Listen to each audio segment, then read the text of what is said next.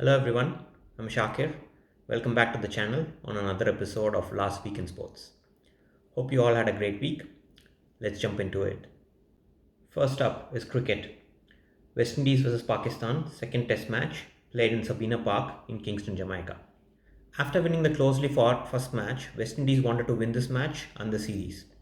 But Pakistan, having lost the match which was in their pocket, wanted to win this match and level the series. It was promising to be a great contest. West Indies won the toss and put Pakistan to bat and got the perfect start. They reduced Pakistan to 2 for 3 in the fourth over. But Fawad Alam and Babar Azam put up a partnership of 158 runs. Babar Azam fell for 75. Pakistan finished the day at 212 for 4. Day 2 was completely washed out without a ball being bowled. On day 3, due to the wet conditions, the match did not resume till after lunch.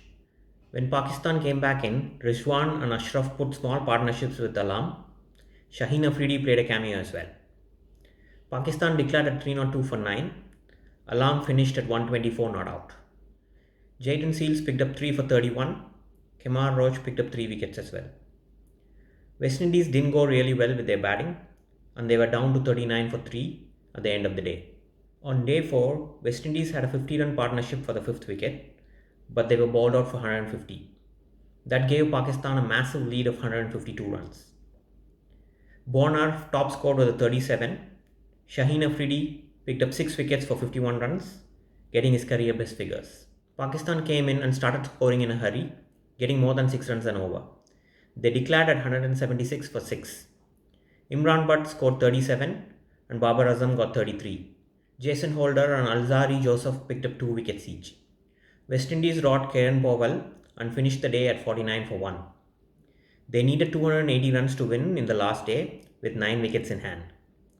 Pakistan were clear favourites at this point. West Indies were never in the game and Pakistan kept chipping away with wickets. There was an interruption due to rain, but the play resumed after tea. West Indies were all out for 219. Pakistan won the match by 109 runs and drew the series. Shaheen Afridi picked up 4 for 43 to complete his 10 wickets for the match. He was named player of the match and also player of the series. Some interesting facts from this match.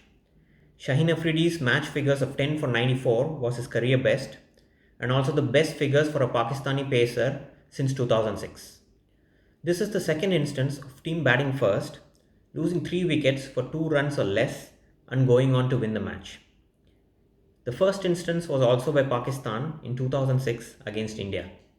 Pakistan have now completed 7 test series against West Indies without losing one. 66 wickets were picked up by pacers in the series. It is the joint highest in a 2-match test series. Next up in cricket is England vs India, the third test match from Headingley, Leeds. After a great bowling display in Lords, India would have loved to have a repeat of it, but that wasn't the case. Kohli won the toss, surprisingly decided to bat first. India were bowled out for 78, Rohit Sharma top scoring with 19 and Rahane got 18. The English bowlers were clinical. Jimmy Anderson picked up 3 for 6 and Overton, in his first match of the series, picked up 3 for 14. England came into bat just before tea. Both the openers carried their bat to the end of the day, scoring half centuries. England finished at 120 for no loss. The Indian bowlers were not up to the mark and didn't trouble the English openers. On day 2, England lost both their openers before lunch. But David Marlon, who's playing his comeback test, along with Joe Root, who's in the form of his life, scored 139 runs for the third wicket.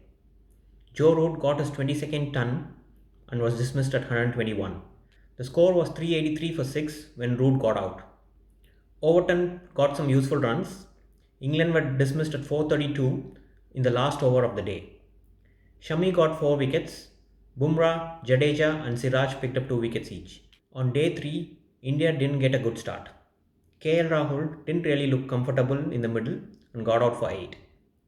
Rohit played brilliantly for his 59 but got out to a great delivery from Robinson. Kohli and Pujara put on a solid partnership and didn't seem to be troubled by the English bowling. India finished at 215 for 2 with the new ball due on the first over of the next day. Day 4 didn't go really India's way. Pujara got out in the third over of the day without adding to his overnight score.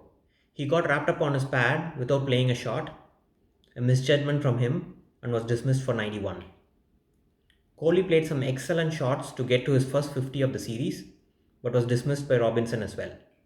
Again, getting out in the same fashion, poking at a ball which is in the 5th to 7th stump area, which he has been doing all throughout the series. Once Kohli fell, India didn't really have any chance of making England bat again and were all out for 278 in the 20th over of the day. England won the match by an innings and 76 runs. Ollie Robinson picked up 5 for 65 and was declared player of the match. Some interesting facts from the match. India in the first innings lost its last 5 wickets in just 25 balls. This is their third lowest ever.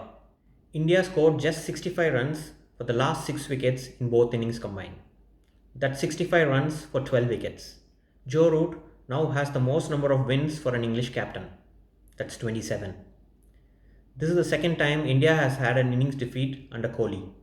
Jimmy Anderson now has 400 wickets at home. He is the second bowler to achieve this after Muthaiya Muralidharan. This was Ollie Robinson's second fifer of his career. Next up is tennis. First, women's tennis. Ash Barty bet Jill Teichmann in straight sets to lift the Cincinnati Open trophy. In Cleveland, Sorribes Tormo bet Kontaveit in straight sets to reach the finals. Irina Beku bet Magda Linette in the other semis to reach the finals. Moving on to men's tennis. In Winston-Salem, Mikael Ymer and Ilya Ivashka will be facing off in the finals. The US Open kicks off from Monday and it's going to be really exciting. Can Osaka defend the title? Or Barty Party will ruin Osaka's party? Will Dominic Thiem be able to win again this year? Or Novak will be able to complete his calendar slam? Let's wait and watch. Now we move on to football. First up is the transfer news. The biggest transfer news of the year, bigger than Messi's transfer to PSG, happened this week. That's Ronaldo's return to Old Trafford. Manchester United will be paying a sum of £21.4 million to Juventus for the transfer. Ronaldo will be paid £25 million a year in his 2-year contract. That makes him the most expensive player in Man United. Kylian Mbappe's transfer to Real Madrid looks imminent and it should happen soon. Let's wait and watch. Now in EPL. Manchester United drew their away game against Southampton 1-1. Leicester City lost to West Ham 4-1. Tottenham bet the Wolves in their away game 1-0. Harry Kane wasn't in the starting 11, but he came into play as a sub later on. Arsenal lost their home game to Chelsea 0-2. Liverpool drew their home match against Chelsea 1-1. West Ham, having won 2 of their games and drew 1, are sitting at the top of the table, followed by Chelsea and Liverpool. Arsenal, having lost both their games, are at the 19th position. In La Liga, Real Sociedad bet Rayo Vallecano at home 1-0. Atletico Madrid bet Elche at home 1-0. Real Madrid drew their away game against Levante 3-3. Real Madrid bet Real Betis 1-0 to get to the top of the table. Sevilla drew against Elche 1-1 and are on number 2 in the table. In French Ligue 1, Nice bet Marseille 1-0 in their home game. Lyon bet Nantes 1-0 in their away game. PSG are still on top with 3 consecutive wins. In the Italian Serie A, Juventus drew their away game against Udinese 2-2. Milan bet Sampdoria 1-0. Juventus lost their home game to Empoli 0-1. Lazio won their home match 6-1 against Spezia and have gone to the top of the table. Inter Milan bet Verona 3-1 and are number 2 on the table. In Bundesliga, Bayern Munich bet Cologne 3-2 to register their first win of the season. Dortmund bet Hoffenheim 3-2.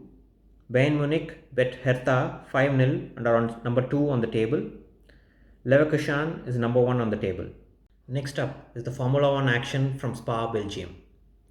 It has been very wet 3 days in Spa. FP1, FP2 and qualifying were all in wet or semi-wet conditions. Bottas was the fastest in FP1, followed by Verstappen. Verstappen was the fastest in FP2 before he crashed and red flagged the session. In Q1, Norris set the fastest time, Mazepin, Raikkonen, Mick, Tsunoda, and Giovanni were eliminated. In Q2, Stroll missed the clock and couldn't put a time lap in and finished 15th. Alonso came in 14th. Sainz 13th. Latifi, driving on the confidence from the previous race, finished 12th. Leclerc came 11th. In Q3, Russell was putting in really good lap times, followed by Verstappen and Hamilton. When the clock ran out, Hamilton finished in provisional pole, but he was bettered by Mr. Saturday, George Russell, which was again bettered by Verstappen, who got his 9th pole of his career. Russell came second, his first front row for Williams. Hamilton third. Ricciardo finished fourth, his best qualifying for McLaren. Vettel finished fifth. Gasly sixth. Perez seventh. Bottas eighth. Ocon ninth. Lando Norris had a crazy crash and didn't set a time in Q3, hence finishing 10th. Bottas and Stroll will both be serving their 5-place grid penalty from Hungary. So Bottas will start 13th and Stroll will start 20th. Will Verstappen be able to take back the lead in the Drivers' Championship? Or will Hamilton show his masterclass in the race? Can George Russell get his first podium? We will have to wait and see. That is all from the last week. Next week, we will talk about the race results from Spa.